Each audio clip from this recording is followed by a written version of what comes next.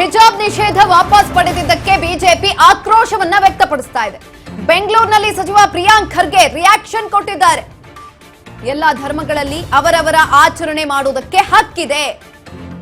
ಮೋದಿ ಕಾರ್ಯವೈಖರಿ ಮುಚ್ಚಿಡೋದಕ್ಕೆ ಇದನ್ನೆಲ್ಲ ಮಾಡ್ತಿದ್ದಾರೆ. ಬಿಜೆಪಿಗರು ಫಸ್ಟ್ ಆರ್ಡರ್ ಓದುವುದನ್ನ ಕಲಿಬೇಕು, ಕಲಿಯಲಿ. ಅದನ್ನ ಶಾಲೆ ತೆಗೆದಿರುವುದು ಮಕ್ಕಳ ಭವಿಷ್ಯಕ್ಕೆ, ಯಾಕೆ ಹಾಳು ಮಾಡ್ತಿದ್ದೀರಾ ಅಂತ ಪ್ರಶ್ನೆಯನ್ನ ಕೂಡ ಕೇಳಿದ್ದಾರೆ. ಮನೆಯಲ್ಲಿ ಎಲ್ಲ ಆಚರಣೆಯನ್ನ ಕಲಿಸ್ತಾರೆ. ನಮ್ಮ ದೇಶದ ಆರ್ಥಿಕ ವ್ಯವಸ್ಥೆ ಬಗ್ಗೆ ಬಿಜೆಪಿ ಮಾತನಾಡುತ್ತಾ? ಬೆಂಗಳೂರಿನಲ್ಲಿ ಸಚಿವ ಪ್ರಿಯಾಂಕ್ ಖರ್ಗೆ ಆಕ್ರೋಶವನ್ನ ವ್ಯಕ್ತಪಡಿಸ್ತಾ ಇರುವಂತದ್ದು, ಆಕ್ರೋಶವನ್ನ ಹೊರಹಾಕಿದ್ದಾರೆ. ಹಿಜಾಬ್ ನಿಷೇಧ ಬಿಜೆಪಿ ಅವರು ಇರ್ಬೋದು, ಬೇರೆಯವರು ಇರ್ಬೋದು, ಫಸ್ಟ್ ಆರ್ಡರ್ಗಳನ್ನು ಓದೋದು ಕಲೀರಿ.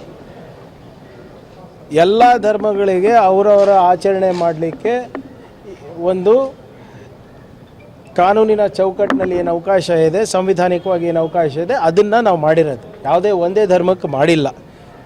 ಈಗ ಜನಿವಾರ ಬಿಟ್ಟಿದ್ದೀವಿ, ಅದೇನು ಮುಸಲ್ಮಾನರು ಹಾಕ್ಕೊತಾರ, ತಿಲಕ್ ಹಾಕ್ಕೊತಾರ, ಸಂದಲ್ ಹಾಕ್ಕೊತಾರ, ಬೂದಿ ಹಾಕ್ಕೊತಾರ?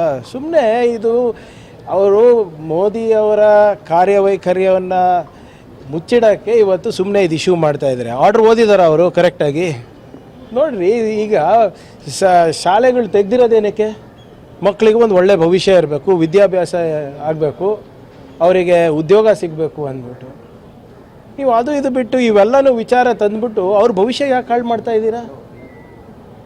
ಈಗ ನೀವು ನಮ್ಮ ಸಂಸ್ಕೃತಿ, ನಮ್ಮ ಕಲೆ, ನಮ್ಮ ಇತಿಹಾಸ, ನಮ್ಮ ಪುರಾಣ, ನಮ್ಮ ಧರ್ಮಗಳ ಆಚರಣೆಗಳು, ಆಹಾರ ಪದ್ಧತಿಗಳು ಕಲಿಸ್ಬೇಕು ಅಂದರೆ ನಮ್ಮ ಮನೇಲಿ ಕಲಿಸ್ತಾರೆ, ನಮ್ಮ ಧರ್ಮಗುರುಗಳು ಕಲಿಸ್ತಾರೆ, ಮಸೀದಿನಲ್ಲಿ ಕಲಿಸ್ತಾರೆ, ಗುರುದ್ವಾರದಲ್ಲಿ ಕಲಿಸ್ತಾರೆ, ದೇವಸ್ಥಾನದಲ್ಲಿ ಕಲಿಸ್ತಾರೆ.